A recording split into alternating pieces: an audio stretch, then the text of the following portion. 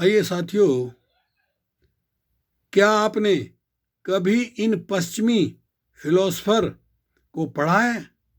Number 1, Leo Tolstoy, 1828-1910। Buddha और उनका धर्म ही एक दुनिया पर राज करेगा, क्योंकि इसी में ज्ञान और बुद्धि का संयोजन है जो समता और बंधुत्व का मार्ग दर्शाता है। ये कह रहे हैं Leo Tolstoy. Number 2, Herbert Wells, 1846 में पैदा हुए और 1946 में गुजरे। लिखते हैं, बुद्धिज्म का प्रभावीकरण फिर होने तक अनगिनत कितनी पीढ़ियां अत्याचार सहेंगी और जीवन कट जाएगा।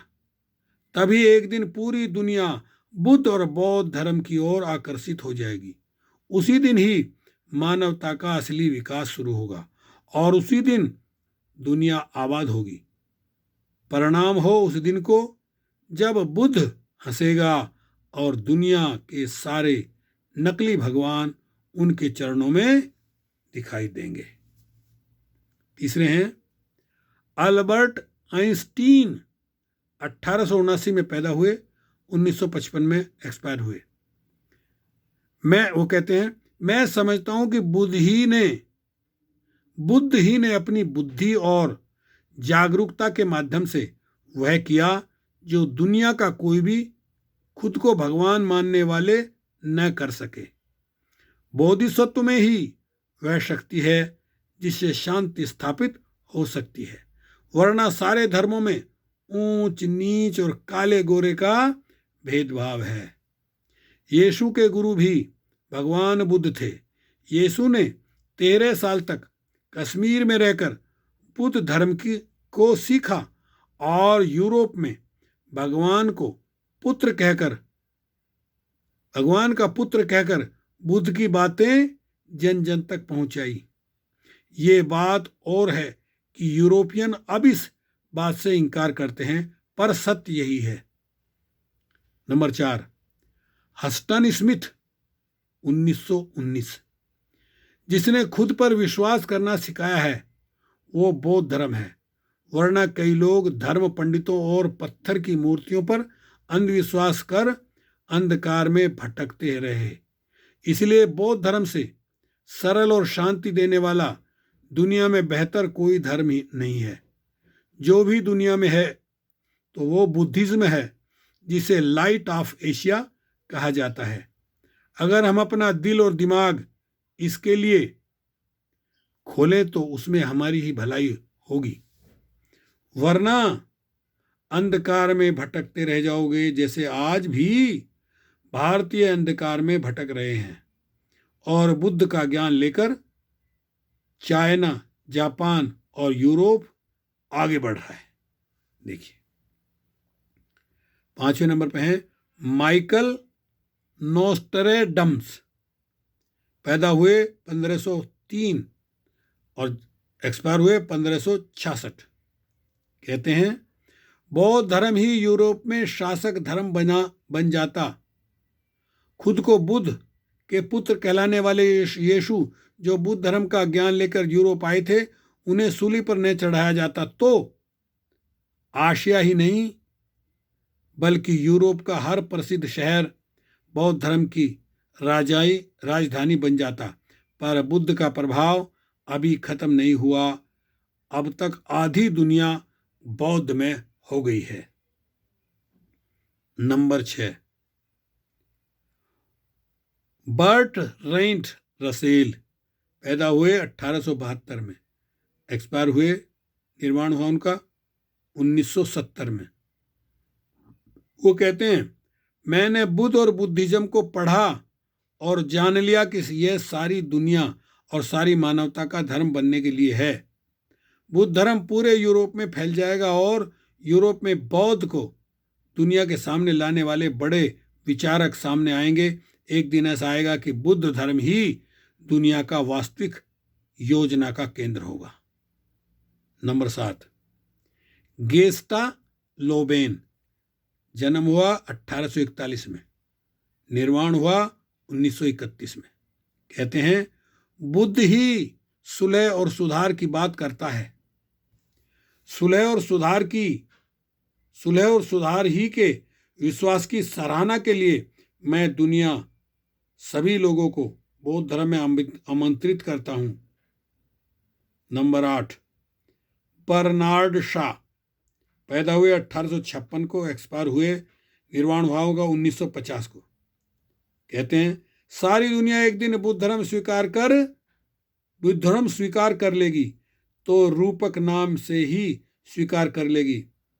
पश्चिम एक दिन बुद्धिज्म स्वीकार कर लेगा और बुद्ध धर्म ही दुनिया में पढ़े लिखे लोगों का धर्म होगा जो आज विकास का धर्म बना है।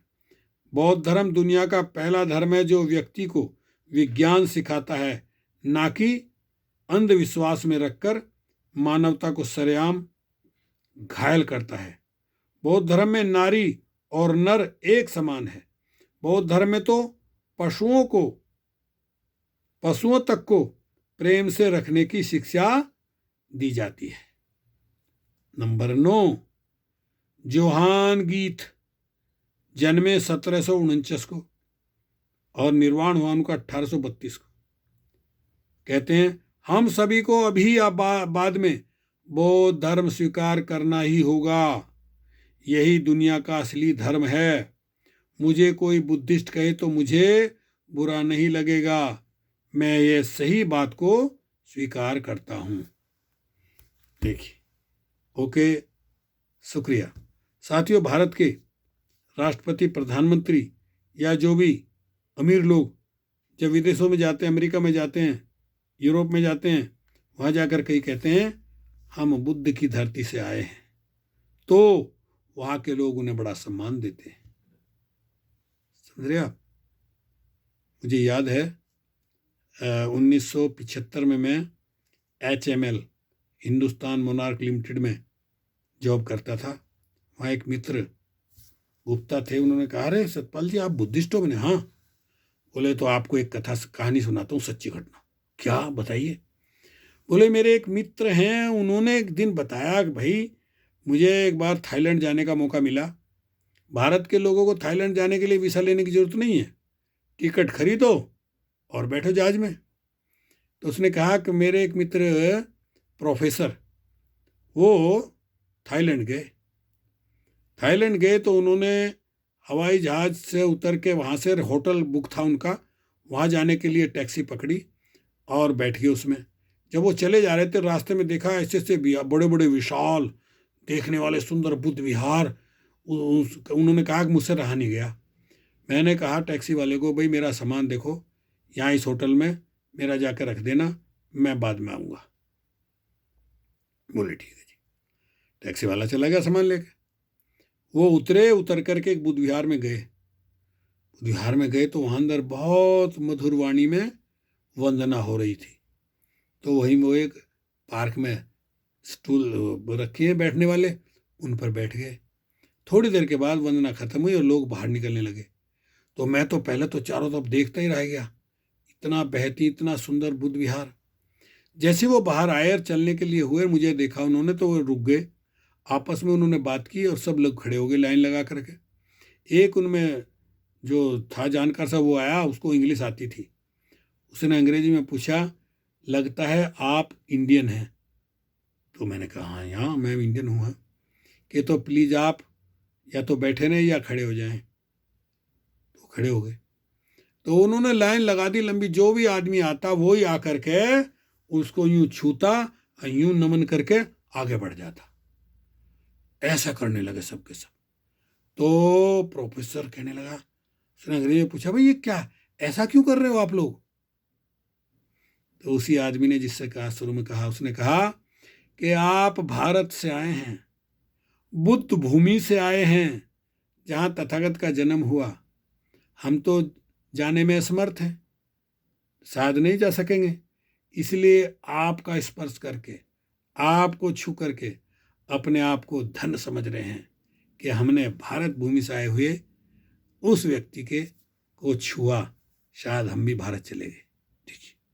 इतना सुनते ही वो प्रोफेसर कहने लगा मेरी आंखों से आंसू आ गए।